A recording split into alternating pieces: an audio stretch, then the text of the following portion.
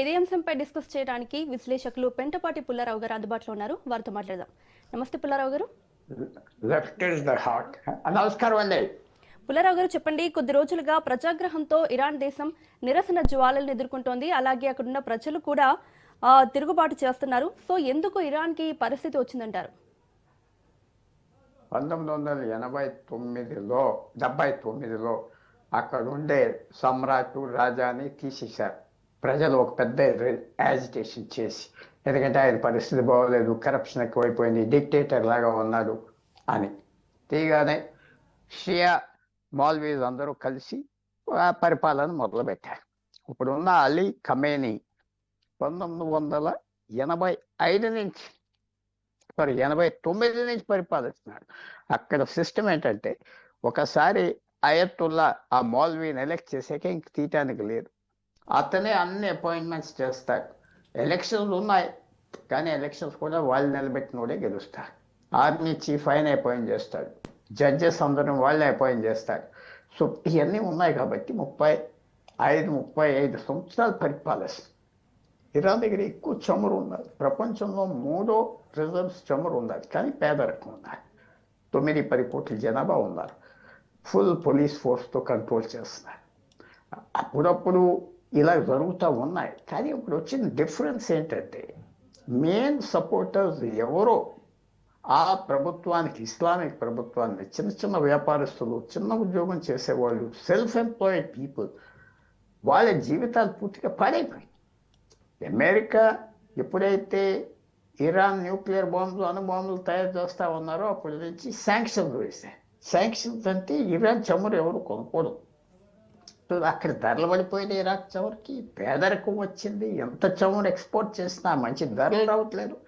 ప్రపంచంలో ఈవేళ చమురు ఒక బ్యారెల్ $60 అంటే $20-40 కమ్ముతుంది. ఇరాన్ $40 కమ్ముతుంది. సో పేదరికం ఎక్కువ వచ్చేసింది, ప్రైసెస్ పెరిగిపోయినాయి.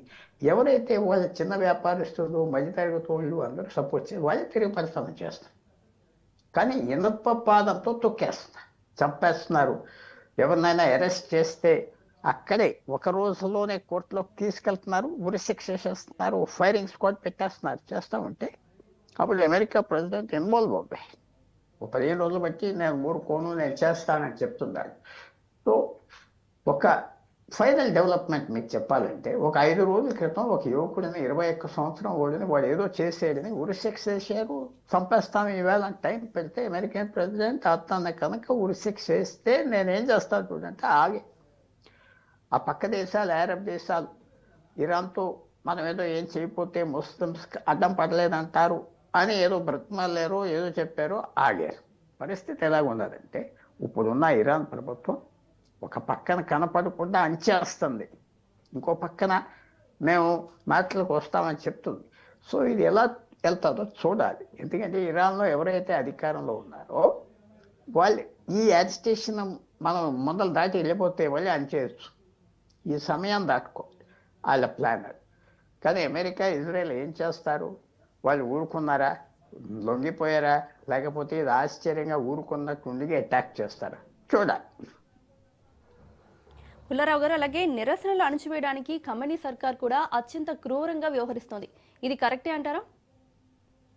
100% కరెక్ట్. ఎందుకంటే ఇరాన్ సమాజం చాలా అడ్వాన్స్ సమాజం. భారతదేశంకి 4,000-6,000 సంవత్సరాల చరిత్ర ఉన్నది, తెలిసిన చరిత్ర చైనాకు ఉన్నది, అలాగే ఇరాన్ కూడా ఉన్నది. ఇరాన్ చాలా పూర్వం నుంచి ఉన్న సంస్కృతి ఉన్న దేశం, చదువు, సివిలైజేషన్ ఉన్నది. మీరు కూడా మనకి భారతదేశానికి ఇరాన్కి చాలా దగ్గర సంబంధాలు. ఎందుకంటే పర్షియన్ వాళ్ళ భాష భారతదేశంలో 100 సంవత్సరాల క్రితం వరకు ఎవరైతే నవాజులు, రాజాలు ఉన్నారో, మొఘల్స్ ఉన్నారో, అఫీషియల్ లాంగ్వేజ్ పర్షియన్. హిందూస్ కూడా, హిందూ రాజాలు కూడా పర్షియనే. హైదరాబాద్లో నజాం అఫీషియల్ లాంగ్వేజ్ ఉర్దూ ఎప్పుడో 1900 తర్వాత. లక్నో అనే, జైపూర్ అనే అన్ని పర్షియన్ స్క్రిప్ట్. పర్షియా అని పేరు ఉండేది పూర్వం, వాళ్ళు ఇరాన్గా మార్చారు. వాళ్ళతో మనకి చాలా దగ్గర సంబంధాలు ఉన్నాయి, మంచి సంబంధాలు ఉన్నాయి మనకి. వాళ్ళకి పెద్ద తగులేం లేదు. కానీ ఇప్పుడున్న అయతుల్లా ఖమేనీ వాళ్ళు మనకు వ్యతిరేకం. ఎందుకంటే వాళ్ళు పాకిస్తాన్ సపోర్ట్ చేస్తున్నారు, ఏదో కాశ్మీర్లో మనం ఘోరాలు చేసేస్తున్నామని. సో భారతదేశానికి కూడా ఇరాన్లో జరిగే దాని మీద పెద్ద ఇంట్రెస్ట్ ఉందండి, చాలా పెద్ద ఇంట్రెస్ట్, కనపడిన ఇంట్రెస్ట్ ఉన్నాయి మనకి. అది వాళ్ళ ఇనప పాదంతో అని చేస్తున్నారు. అంత చమురు ఉండినా ఎవరికి అందట్లేదు, కరప్షన్ ఎక్కువ ఉన్నది. మిగతా ప్రపంచం ఎవరు పట్టించుకోరు, కానీ అమెరికా ఇజ్రాయెల్ పట్టించుకుంటున్నారు. అది ఏమవుతుందో ఇంకా చూడాలి. పుల్లారావు గారు, ఖమేనీపై ట్రంప్ ఆగ్రహం వ్యక్తం చేశారు. టెహ్రాన్ హింసకు ఖమేనీనే కారణమని ట్రంప్ ఆరోపిస్తున్నారు. ఇందులో వాస్తవం ఎంత? చాలా ఉన్నారు, ఓపెన్గా చెప్తున్నాడు. డొనాల్డ్ ట్రంప్ మొదటి టైంలో ప్రెసిడెంట్గా ఉన్నప్పుడు జనవరి 2020 జ్ఞాపకం పెట్టుకున్న తారీఖు, ఆ దేశంలో అయతుల్లా ఖమేనీ తర్వాత మోస్ట్ పవర్ఫుల్ మ్యాన్ ఎవరంటే ఖుద్స్ ఫోర్స్ అని వాళ్ళ సీక్రెట్ ఆర్మీ అనుకో, రెవల్యూషనరీ ఆర్మీ అనుకో, 125,000 మంది హెడ్ హుసేనీ అని ఉన్నాడు. అతను 20-30 సంవత్సరాలు బట్టి చీఫ్గా ఉన్నాడు. 20-30 సంవత్సరాలు ఒక జనరల్, ఒక ఆర్మీకి చీఫ్, రెండో పవర్. అతను నేను చంపేస్తానని ట్రంప్ చెప్పి జనవరి 2020లో ఒక డ్రోన్ నుంచి చంపించేశాక దాక్కోలేదు, నేనే చంపించానో వాళ్ళని అన్నాడు.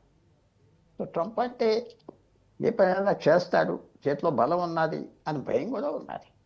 అక్కడ భయపడుతున్నారు ఖమేనీ ఉన్న ప్రభుత్వాలు, ఎందుకంటే ఇలా చేస్తే ఏమన్నా చేస్తాడు, పక్కన ఇజ్రాయెల్ ఉన్నది అని తెలుసు. సో ట్రంప్ ఏం దాచుకోవట్లేదు, ట్రంప్ ఓపెన్గా చెప్తున్నాడు.